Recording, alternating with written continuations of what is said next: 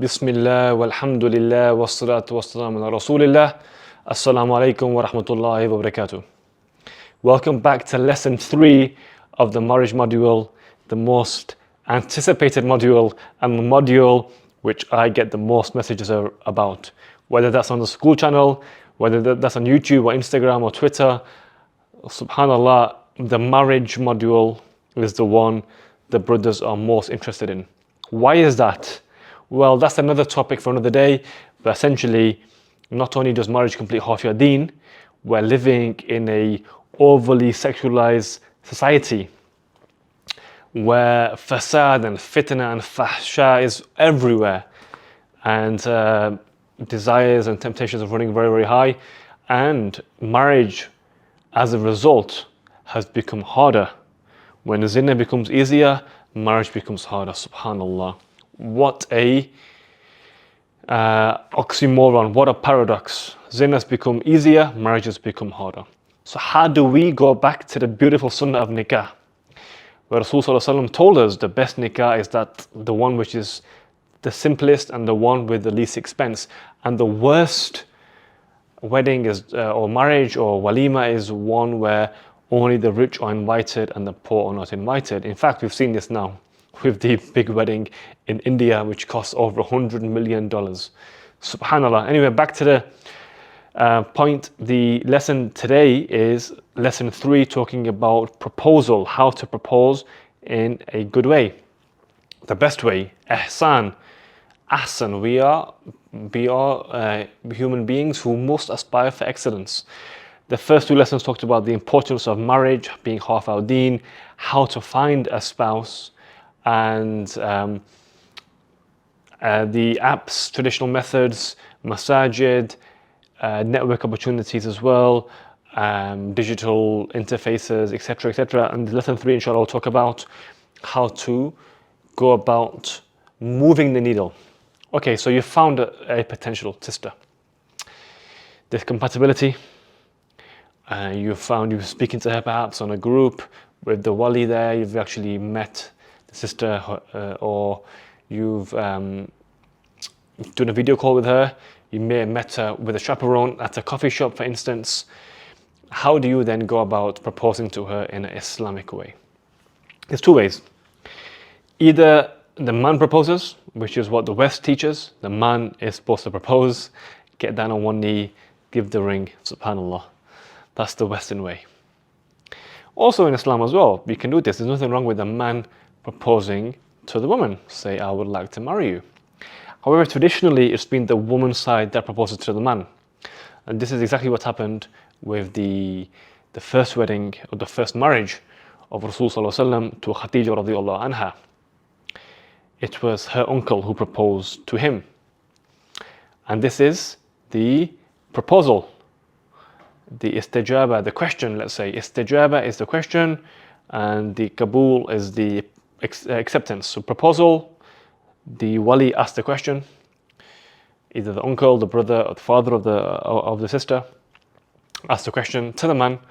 The man then accepts. Kabul meaning I accept. So the proposal usually in traditional Islam comes from the wali of the girl to the son-in-law to be, and then he accepts that. That's the proposal. How do you do that? There's many ways to do that. Obviously in person. Some madhabs allow doing it remotely. Does it have to be at the same time? Can you get an acceptance from the wali a few days before and then have 2 witnesses to confirm the acceptance? Well, the majority of scholars say it has to be done in a gathering where the wali has to be there, the proposal has to be in real time, the witnesses have to be there at the time of the proposal and at the time of the acceptance by the groom. Now that's the end stage, that's the nikah itself. But how do you get to that stage from the apps of traditional methods, of the masajid, of the community centers, of the networking events, all the way to the nikah procedure itself? What's that and what's the time frame? The time frame can be anything from 1, 2, 3 days, which I've seen before, all the way to many, many weeks and many, many months. The main thing is we shouldn't protract and prolong this process. Once you found a suitable suitor, you should have the nikah as soon as possible, because there's a hadith where Rasul Sallallahu Alaihi Wasallam says 3 things should not be delayed: the salat when the adhan is called, the burial when the deceased has been pronounced dead, and the third one being the nikah when a suitable suitor has been found. So how do you propose, and to whom do you propose? So either wali can propose directly, or as a man you can show your interest by speaking to the wali, proposing through the wali or through an intermediary. That's another way where you show your intentions through an intermediary, whether this is a family friend or a mutual acquaintance. The main thing is to be direct, to be clear about your intentions, to be respectful, and to be patient. A lot of brothers get caught in these traps where the communication is not clear, intentions are not clear, and they're actually having an engagement period as opposed to a nikah.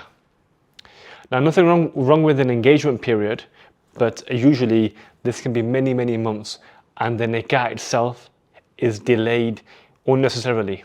The nikah should be expedited, and then you can have an engagement before the walima, before the woman moves in. But the procedure itself is very simple. Like I mentioned, the proposal, the acceptance by the groom-to-be, the question of the proposal being from the wali itself. The third thing I wanted to say on this regard is essentially we have to understand cultural nuances. In certain cultures, if the sister's from a different country, a different ethnicity, there may be nuances, and we have to have that cultural awareness. So in addition to getting references from for the sister, from her family, her friends, mutual acquaintances, you must also get a second opinion from people who know about that particular culture or family or tribe or ethnicity, how they like to proceed. This is very, very important to smoothen any potential bumps that may occur. The fourth thing in this instance as well is to be respectful of the sister's family. If they want the proposal to be in a certain way, you must respect the family's wishes. Islam didn't come to completely flatten culture. If there's a harmony between culture and Islam, you keep that aspect of culture. If there's no harmony and the culture goes against the fundamental aspects of Islam, like free mixing, for instance, or dancing or uncovering of the hair or the chest, then of course the culture goes to the side and Islam takes precedence. But in this case, if there's no conflict, then do respect the girl's culture when it comes to proposal and acceptance. So just to recap, the proposal procedure is usually done by the wali of the girl to the man. He proposes, he accepts, the man accepts, the wali proposes, and then that is the nikah essentially completed with witnesses. Does it have to be signed? Well, some places need a signature. The masajid can do the signature. The Sharia Council don't do the signature, but Sharia Council can register the nikah after the masjid has formally done the nikah itself. Do you register the marriage? That's a discussion for you and the spouse to have. Do you register that in the UK or in America or the West? That's a discussion for another day. But Islamically, once the wali has proposed to the groom and the groom accepts, in the presence of 2 sane Muslim male witnesses, then the nikah in the eyes of Allah subhanahu wa ta'ala is complete. You are husband and wife. You can write that down, put it in a nice card. I know there's people out there who do lovely nikah graphics, like certificates. You can get that done. But in Islam, nothing needs to be written down in terms of the nikah itself, although it's wise. Any contract, it is wise to write it down. It's not a condition, it is wise though. Any business dealing or nikah, it is wise, it is prudent to write it down. The full name of the spouses, the full name of the witnesses, and the name of the wali. That is the proposal procedure in a nutshell. Inshallah, in the 4th lesson, we'll talk about maintaining marriage, intimacy, etc., the wedding night, how to be playful with your wife from the Sunnah, as well as some of the writings of some of the scholars, intimacy in Islam, because we know intimacy can be active ibadah. Intimacy itself can lead to great progress in the ummah, particularly if you have lots of children and children become alim and hufad, etc. You can have a great benefit to the ummah through the act of intimacy itself. And in the West, being married prevents you from zina, physical as well as zina of the eyes as well. So barakallahu feekum. Assalamu alaikum wa rahmatullahi wa barakatuh.